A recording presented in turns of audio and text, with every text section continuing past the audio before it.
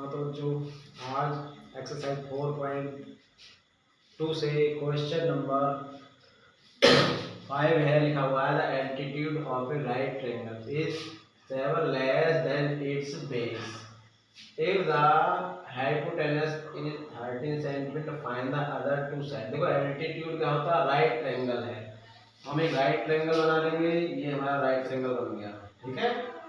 यहाँ right triangle बना लेंगे, यहाँ राइट लिख देंगे, ये ए, ये बी, ये सी, ये बेस होता है, ये बेस है, और ये एल्टीट्यूड, और ये हाइपोटेनस, ठीक है। अब इस क्वेश्चन में कहा गया है कि जो इसका जो एल्टीट्यूड है 7 less than its base, base से 7 कम है, ठीक है। तो हम थोड़ा ऐसे ही बना दें जो ऐसे लगे कि हाँ कम दिखाई दे रहा है, इसको थोड़ा छोटा कर लें, इसको थोड़ा लंबा कर लेते, ठीक है ना। अब हमें बिल्कुल क्लियर सा दिखाई दे रहा है कि इसका जो एल्टीट्यूड है वो थोड़ा बेस से कम है। तो बेस को यदि x ले लिया जाए सेंटीमीटर में, बेस को x ले लिया जाए तो एल्टीट्यूड कितना हो जाएगा, x - 7, क्लियर, सेंटीमीटर। हाइपोटेनस उसने 13 सेंटीमीटर दे रखी है, क्वेश्चन में दे रखी है। तो यहाँ पर देखो लेट कर लेंगे, let its base be x centimetre so that altitude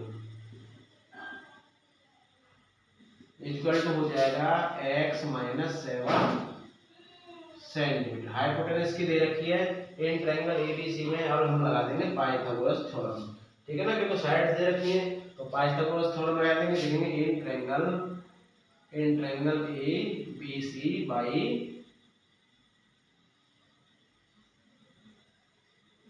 Pythagoras theorem.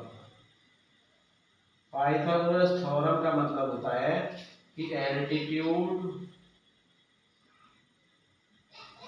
का स्क्वायर प्लस बेस का square is equal to hypotenuse का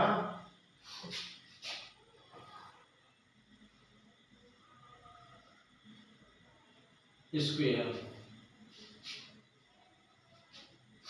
अब एल्टीट्यूड इसका x - 7 है, स्क्वायर कर देंगे, बेस इसका x है, इसका भी स्क्वायर, और ये 13 है, इसका भी स्क्वायर कर देंगे। अब इसका होल स्क्वायर -b के होल स्क्वायर से ओपन करेंगे हम, तो लिखेंगे a का स्क्वायर -2a × b और प्लस b का स्क्वायर, x का स्क्वायर x स्क्वायर ही आ जाएगा, और 13 का 169 होता है इसका x स्क्वायर माइनस का 7 × 14x plus 7 × 49 plus x square -169 इधर आ जाएगा साइड चेंज करके, तो इसका साइन भी चेंज हो जाएगा, x स्क्वायर 2x स्क्वायर हो गई यहाँ पर -14x, और जो कांस्टेंट वैल्यू इसको सोल्व करें तो माइनस के 120 हो जाएगा, ठीक है।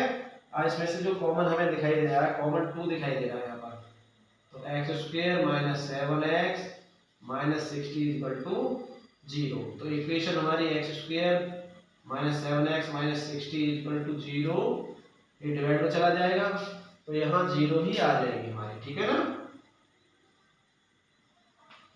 अब हम इसके फैक्टर करेंगे, जब फैक्टर करेंगे 60 मल्टीप्लाई करके आंसर 60 × 60 और यहाँ 7 माइनस करके आंसर, तो दो नंबर हमारा फाइंड कर लेंगे 12 और 5। 12 से 5 माइनस करेंगे तो 7 ही आएगा, तो 7 को स्प्लिट कर दिया गया है x स्क्वायर माइनस के 12x प्लस के 5x में -60 = 0। यहाँ से x कॉमन ले लें तो x - 12 आएगा, प्लस 5 कॉमन तो x - 12, देन x - 12 यहाँ ब्रैकेट कॉमन लिया जाएगा तो x + 5 = 0। Find zeros, find root कह दो या जीरोज कह दो, x - 12 = 0 तो x = 12 हो जाएगा, और x + 5 = 0 तो x = -5 हो जाएगा। ये वैल्यू वैलिड नहीं है क्योंकि नेगेटिव है, साइड कभी नेगेटिव होती नहीं है, ठीक है। तो जो x था हमारा बेस था, नहीं बेस हमारा 12 सेंटीमीटर आ गया है, लिखेंगे बेस इक्वल टू 12 सेंटीमीटर और एल्टीट्यूड इससे 7 कम है तो हो जाएगा 5 सेंटीमीटर। अब हम लास्ट क्वेश्चन की तरफ चलते हैं। दे रखा है, हाँ तो बच्चों ये नेक्स्ट क्वेश्चन है आपका, जो कि एक्सरसाइज 4.2 से लास्ट क्वेश्चन नंबर 6 है और इम्पोर्टेंट क्वेश्चन है। वीडियो को लाइक कर दें।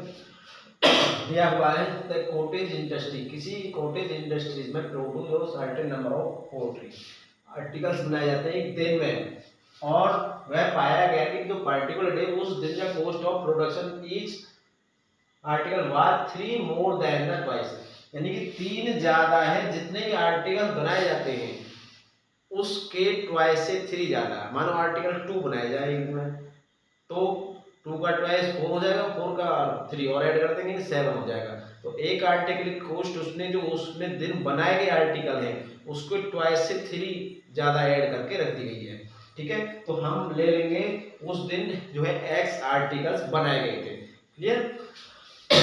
देखो बहुत इंपॉर्टेंट क्वेश्चन लिखेंगे, let the number of articles produce be x. अब x आर्टिकल्स बनाए गए तो एक आर्टिकल की कॉस्ट क्या होगी, लिखेंगे ना cost of and the cost of each article.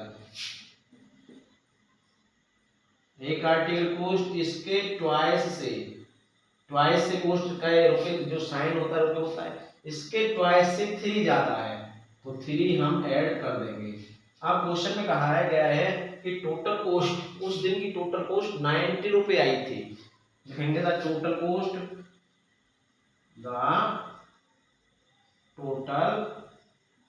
Cost of कितने आर्टिकल x की, x आर्टिकल्स कितने हो जाएंगे 90 रुपए, ठीक है ना। अब टोटल कॉस्ट यानी इतने तो आर्टिकल थे, एक आर्टिकल की इतनी कॉस्ट थी तो मल्टीप्लाई हो जाएगी 2x plus 3 equal to 90, bracket open किया जाएगा, x की 2x में 2x स्क्वायर प्लस 3x, 90 को इधर लिया माइनस में आएगा इक्वल 0। अब एक क्वाड्रेटिक इक्वेशन हो चुकी है तो इसका हम फैक्टर करेंगे, यानी फैक्टर करेंगे माइनस का 90 है 90 और 2 की मल्टीप्लाई 180 आएगी, ठीक है ना। 9 2 की मल्टीप्लाई 180 के फैक्टर कर दें, 2 9 से 18 0, 2 से 45, 3 से 15, 3 से 5 और 5 से 1। तो हमारे पास जो फैक्टर है हमें माइनस करके 3 लाना है। अब पेयर बनाएंगे तो इनकी अगर इनको एक जगह रखा जाए तो ये 12 हो रहे हैं और इनको एक जगह रखा जाए तो ये 15 हो रहे हैं, और 15 और 12 का जो डिफरेंस है वो हमें 3 निकल के आता है, तो इसके फैक्टर 12 और 15 ही हो जाएंगे। जो 2x स्क्वायर प्लस के 15x माइनस के 12x minus 90 equal to 0। Greater value इस साइड की लिखी जाएगी, अगर माइनस होता तो माइनस की लिखी जाती, प्लस होता तो प्लस की लिखी जाएगी, ठीक है ना। अब इसमें से x कॉमन आ जाएगा, क्लियर। तो 2x प्लस 15 आएगा यहाँ पर, और यहाँ से जो कॉमन है 6 आ जाएगा, x 2x 12 में 6 का डिवाइड देंगे 2x माइनस माइनस प्लस 15, क्योंकि 6 का डिवाइड 90 15 टाइम जाता है। तो 2x प्लस 15 एक ब्रैकेट में एक में x माइनस 6 इक्वल टू 0। अब फाइंड जीरोस कर लीजिए, फाइंड रूट्स का ले जाएंगे, ठीक है ना। तो 2x प्लस 15 इक्वल टू 0 और 2x equal to minus 15, x equal to minus 15 divide, ये वैल्यू मान्य नहीं होगी क्योंकि जो आर्टिकल्स हैं वो हमारे नेगेटिव में आ रहे हैं, ठीक है ना, वो काउंटिंग नंबर नेगेटिव में नहीं होते। दूसरी वैल्यू है x minus 6 equal to 0 then x equal to 6, clear. अब हमारी ये वैल्यू वैलिड हो जाएगी, यानी आर्टिकल्स कितने बनाए गए थे ये, ठीक है ना, एक्स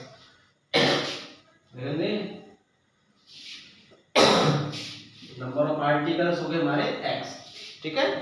लिखेंगे नंबर ऑफ आर्टिकल्स